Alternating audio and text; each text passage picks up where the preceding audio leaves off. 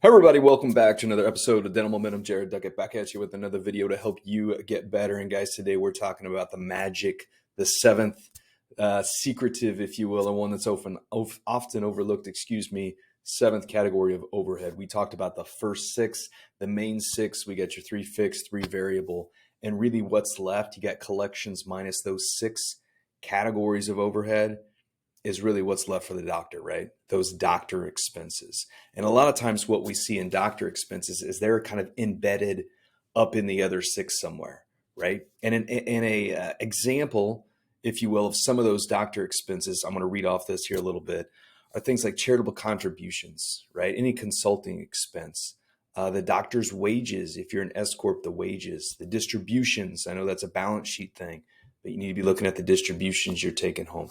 Health insurance, seminars, training, doctor retirement, all that fun stuff needs to be down what I say below the line, right? It needs to be a seventh category that comes after the net, okay? And that net, again, is collections minus the six categories of overhead to get to a net, okay?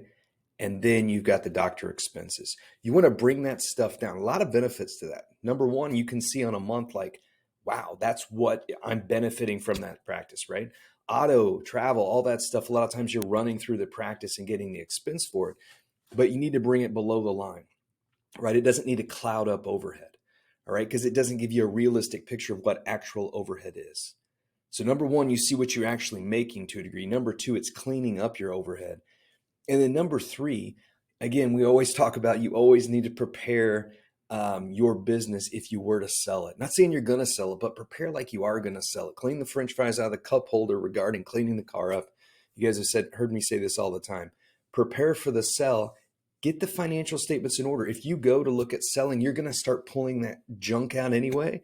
You're going to start normalizing that profit and loss statement, pulling stuff out of overhead and getting it below the line. So why not start every month just doing it? Okay, so if you've got your doctor health insurance up there, if you've got your wages up there, if you've got your retirement plan, auto, travel, all that stuff, bring it below the line. All right, next episode, I'm going to pull out and actually screen share an actual financial statement showing this, the sixth categories and then the seventh below. Okay, but what I want you to do now, go look at your P&L. Think about all the stuff you're running through that practice on that profit and loss statement that's for the doctor. Okay, start pulling that stuff out and think about putting it below the line, recategorize it as a doctor expense and put all the subcategories underneath there. Okay, that's going to give you a more accurate representation of your overhead, what it actually is, so on a monthly basis, it makes more sense.